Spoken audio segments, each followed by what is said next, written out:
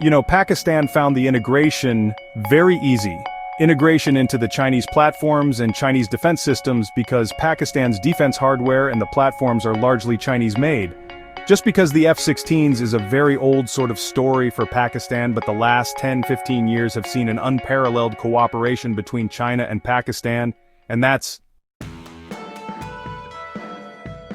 why Pakistan, and I think, is the only country that possesses this state-of-the-art J10C aircraft, which basically demonstrated its maneuverability and its capabilities.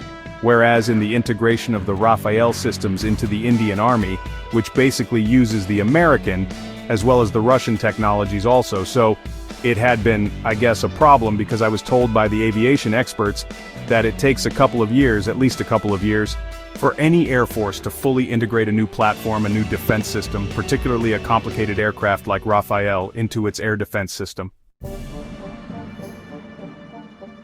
So this is what made the difference, that Pakistanis were already very well anchored into the Chinese system because of the hardware cooperation as well as logistical training cooperation that has been going on.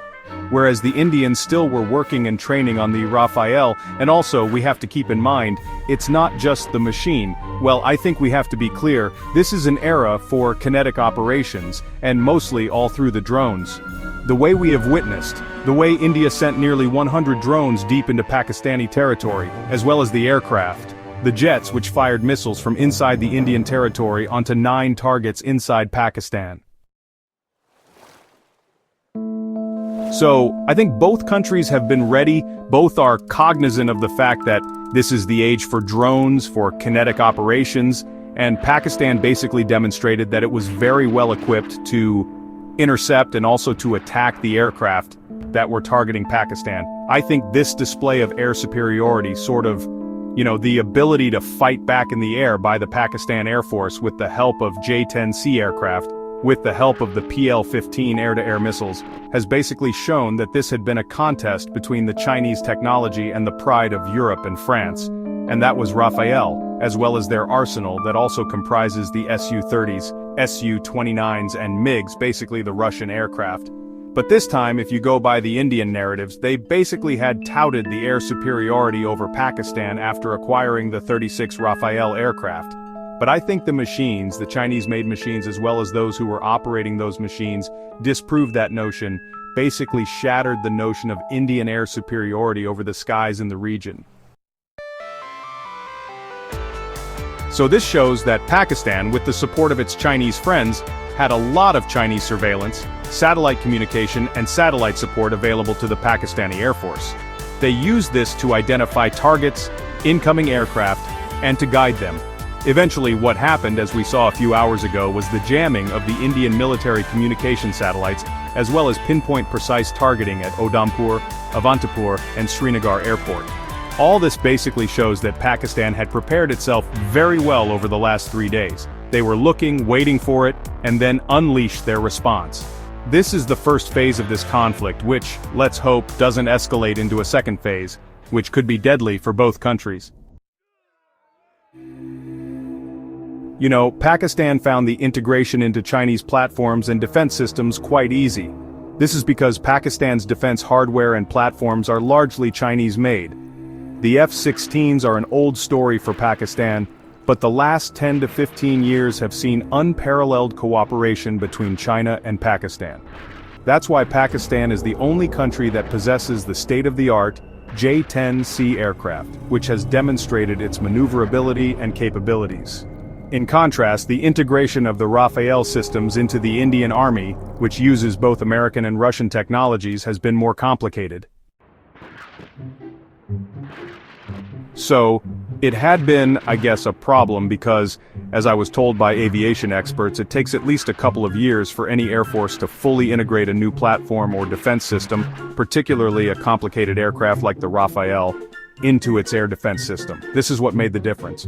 The Pakistanis were already very well anchored into the Chinese system due to ongoing hardware and logistical training cooperation. Meanwhile, the Indians were still working and training on the Rafale. Also, we have to keep in mind that it's not just about the machine. It takes training, immaculate planning, and well, the courage and mindset of the pilot who is flying that machine.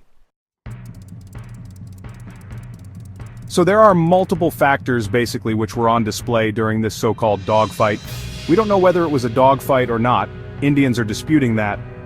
But the fact that now the Americans have also confirmed that Pakistan shot down at least 3 Rafale and 2 other aircraft, and that's why the Indian government, Mr. Modi, is under extreme pressure just to explain the truth. The pressure is manifest in the sense that Mr. Pravin, who is one of the strategic affairs analysts, released a video of about 11 minutes. He concluded, based on the reports that were coming from India Today and from the Hindu, that India had lost at least 3 aircraft. So that video was blocked or taken off his YouTube channel, which is called The Force. Then he appeared in an interview with Karen Tapper on The Print. Even that, The Print, has also been blocked because in both interviews, Pravin said that India is a big democracy and should behave like a democracy and share the truth with the people. But then the Indian government basically took offense and blocked all his interviews. So this is the kind of pressure that the Indian government is facing right now. And it's a huge embarrassment, because it was the Indian Prime Minister who had said that they will ensure air dominance over Pakistan once they have the Rafale. So with the end result that, they lost 3 of the 36 aircraft, and now questions are being raised about the preparedness and the integration of the Rafale into the Indian air defense system. This I'm not sure about because the avionics is something that is not impossible to integrate, but integration does take time. Because if an Su-30 is equipped with technology that is 10 years old, then obviously it may probably find it difficult to communicate with a French fighter or an American fighter. But the advantage for Pakistan was because it was the J10C and JF-17 Thunder. They have the same technology and that's why they were able even to intercept the communication of the Indian Rafale, which I think the armed forces and our PAF spokesperson also explained. The name of one of the Rafale aircraft was Godzilla, the code name. So this was the extent to which Pakistani aircraft could get access to the Indian aircraft. So I think integration does represent a problem. Whether they can communicate with each other or not so easily, that's a question I think for the aviation experts. Look, whatever happened on May 10th after around 4 a.m. was all the first phase retaliation by Pakistan. For 3 running days, 3 to 4 consecutive days, India had been in a provocative mode. First, they targeted 9 sites inside 4 of them inside Pakistan. So this is the first big provocation and which was short of a declaration of war. Then the next day they sent dozens of drones deep into Pakistani territory as far as Rawalpindi, very close to the general headquarters. And in fact, outside the stadium where the Pakistan Super League matches were being held.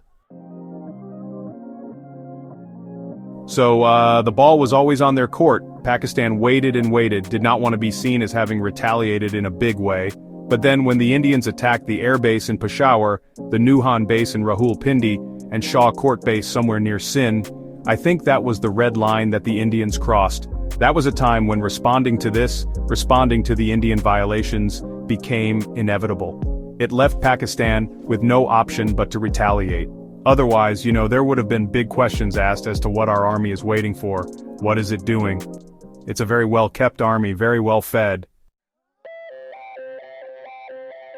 So, there would have been a lot of questions on the preparedness and the response capability of the Pakistan Army and Pakistan Air Force. I think we should be proud of the Pakistan Air Force for the way it did. Now, the question of escalation depends on whether India still remains in this belligerent mood and decides to get into Phase 2. Because if it strikes again after today, that will be the Phase 2 of this conflict. So the escalation would depend on that, on the scale and the timing of the Indian counter-response. Just because Pakistan will probably find it very, very difficult to just stay as a silent spectator as the Indian missiles and drones come and target inside Pakistan, or even in Kashmir.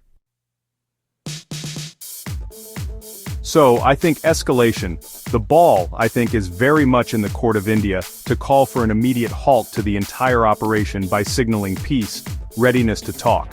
Just because whatever the Indians did, it was very clear they jumped to the conclusion within minutes of the Pahalgam incident on April the 22nd. Without any proof, they launched this attack, which now clearly increasingly seems like having been a premeditated plan to to engineer an incident, and then immediately pounce upon Pakistan.